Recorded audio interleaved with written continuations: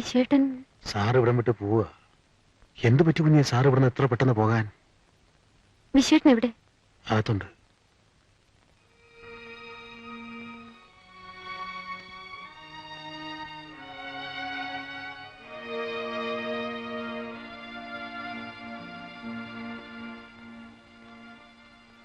വിശേട്ടാ,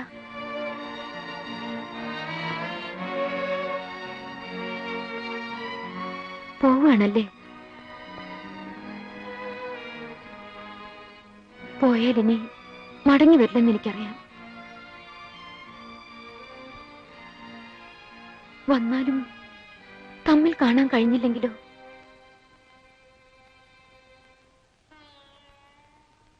കുറ്റപ്പെടുത്താനും പരാതി പറയാനൊന്നുമില്ല ഞാൻ വന്നത്. അറിഞ്ഞോ അറിയാതെയോ എന്തെങ്കിലും തെറ്റ് വന്നു പോയിട്ടുണ്ടെങ്കിൽ എന്നോട് ക്ഷമിക്കണം. ചന്ദ്രേട്ടൻ അതും എനിക്ക് വേണ്ടി ക്ഷമിക്കണം. ശ്യാമേ, വേണ്ട, ഒന്നും പറയണ്ട. അതുകൂടെ സഹിക്കാനുള്ള ശക്തി എനിക്കില്ല. ശ്യാമേ നിൽക്കൂ. എന്നോട് എന്തിന് ഇത്ര ക്രൂരത കാണിക്കുന്ന വിഷയട്ടാ? ഞാൻ എന്ത് തെറ്റാണ് ചെയ്തത്? ഞാൻ വെറും ഒരു ഫ്രണ്ട് ആണല്ലേ? എന്തിനിങ്ങനെ സ്വന്തം മനസാക്ഷി വഞ്ചിക്കുന്നു? ശരിയാ, നിന്നോട് അടുക്കാൻ തുടങ്ങിയത് മുതൽ, നീ ആരാണെന്നറിഞ്ഞത് മുതൽ ഞാൻ എന്റെ മനസാക്ഷി വഞ്ചിക്കുകയായിരുന്നു. നിന്നെ അകറ്റി നിർത്താൻ പലപ്പോഴും ഞാൻ ശ്രമിച്ചു. പക്ഷെ എനിക്കതിന് കഴിഞ്ഞില്ല. സത്യമെല്ലാം നിന്നോട് തുറന്നു പറയാൻ പലവട്ടം ഞാൻ ആലോചിച്ചതാണ്. ധൈര്യം വന്നില്ല. ഞാനൊരു സ്വാർത്ഥനായിരുന്നു. A selfish bastard.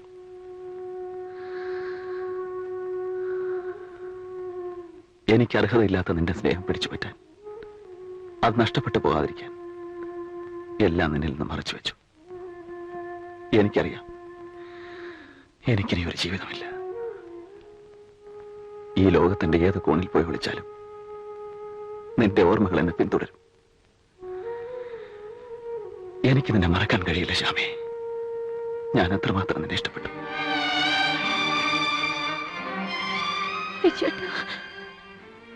അരുത് ശ്യാമേ, നീ പറഞ്ഞത് ശരിയാണ്.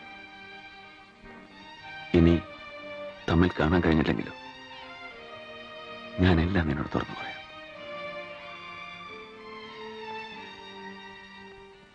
എന്റെ പൂർത്തിയാകാതെ പോയ പ്രേമ കവിതകൾ എന്ന പടത്തിന്റെ ഷൂട്ടിംഗ് തുടങ്ങിയ ദിവസം ഞാനിന്ന് വീട്ടിലെത്തിയപ്പോൾ രാത്രി 8 മണി കഴിഞ്ഞു. ഇന്നെങ്ങനെ വർക്കല്ലോ നടന്നോ? ഒന്ന് തുടങ്ങി വെച്ചു. ദൈവത്തെ ഓർത്ത് താനൊന്ന് വേഗം റെഡിയാകും. നമുക്ക് പുറത്തേതെങ്കിലും ഹോട്ടലിൽ പോയി ചാപ്പാടിയാം. ഹോട്ടലോ? അയ്യോ വേണ്ട, എല്ലാം ഞാൻ ഉണ്ടാക്കിയിട്ടുണ്ട്. ഒന്ന് ചൂടാക്കിയാ മതി. എന്റെ മെനു എന്തൊക്കെയാണെന്ന് അറിയാമോ? അറിയാതെ. തൈര്, പപ്പടം, ചമ്മന്തി, അല്ലെങ്കിൽ ചപ്പാത്തിയും പരിപ്പും. എന്റെ പൊന്നു സുഹൃത്ത്, നമുക്ക് പുറത്ത് എവിടെയെങ്കിലും പോയി കഴിക്കാം. താനൊന്ന് റെഡിയാകും. അങ്ങനെ ഇപ്പൊ വേണ്ട, ഇന്ന് ഇവിടുന്ന് കഴിച്ചാൽ മതി. അരമണിക്കൂറിനകം ഞാൻ എല്ലാം റെഡിയാക്കാം. ജോലിക്കാരും വീട്ടിലില്ലാതിരുന്നതിനാൽ പുറത്തേതെങ്കിലും നല്ല ഹോട്ടലിൽ പോയി ആഹാരം കഴിക്കാമെന്ന് ഞാൻ ലക്ഷ്മിയോട് പറഞ്ഞതാണ്. അവളത് സമ്മതിക്കാതെ ആഹാരം ഉണ്ടാക്കാൻ അടുക്കളയിലേക്ക് പോയി. പിന്നീട് ഒരു പൊട്ടിത്തെറിയുടെ ശബ്ദമാണ് ഞാൻ കേട്ടത്.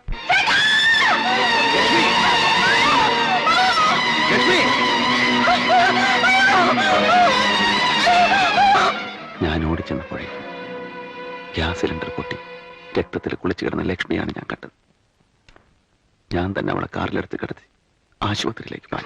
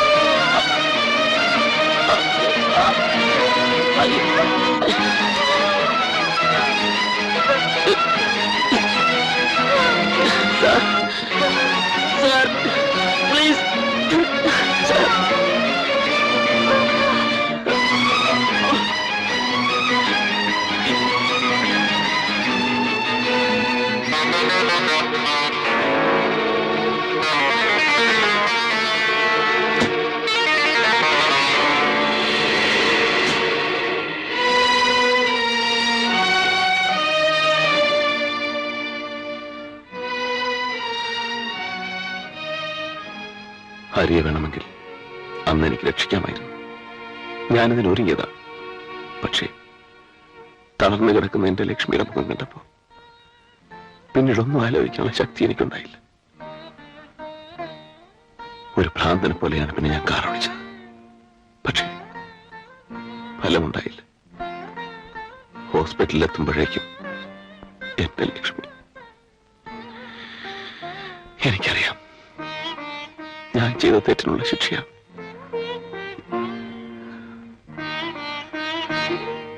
നിന്റെ ഹരിയെ കൊന്നു ഞാനാണ്, മനഃപൂർവ്വം അല്ലെങ്കിലും. എനിക്ക് വേണമെങ്കിൽ അതൊക്കെ മറച്ചു വയ്ക്കാമായിരുന്നു. പക്ഷേ ഞാനത് ചെയ്തില്ല. നിന്റെ ജീവിതം തകർത്തവനാണ് ഞാൻ. പറയൂ ശ്യാമേ, ഇനിയും നിനക്കെന്നെ സ്നേഹിക്കാൻ കഴിയുമോ?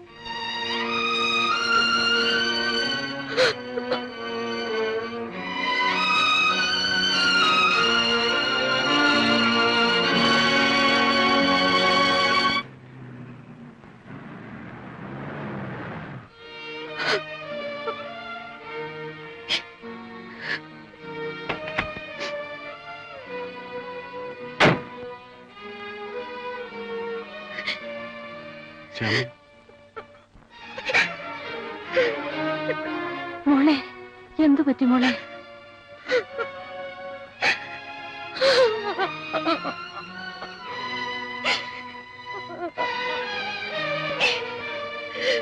കാര്യം എന്താണെന്ന് പറ മോളെ. പറയടി, അവൻ നിന്നെ വല്ല ഉപദ്രവിച്ചോ? പറയാൻ. അയാളാണ് ഹരിയെ.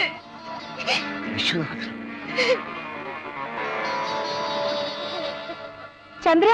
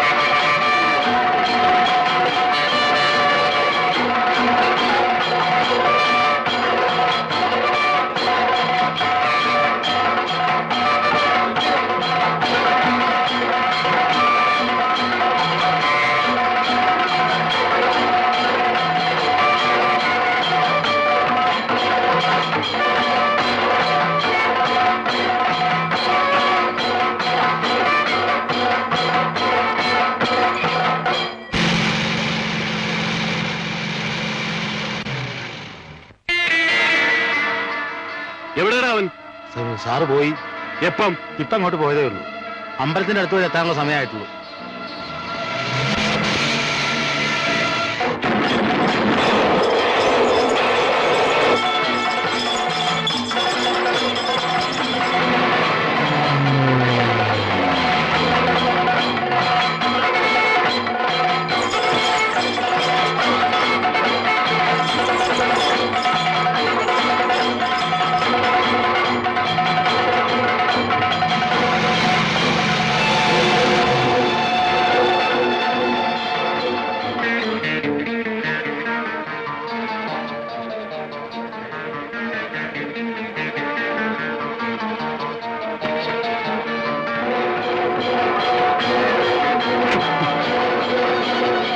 നീ രക്ഷപ്പെട്ടു എന്ന് കരുതി അല്ലടാ?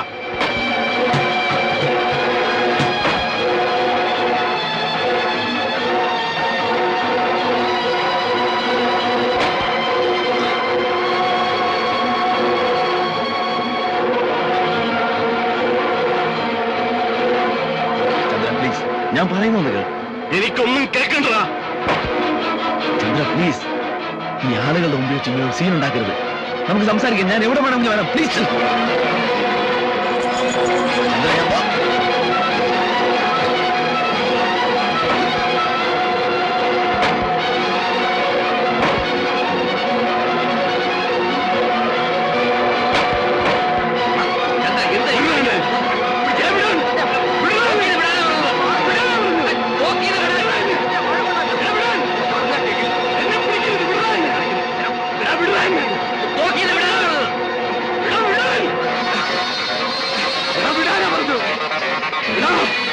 അവനാണ് നമ്മുടെ ഹരിയെ കൊന്നത്. വിടാ! വിടാ അവനെ!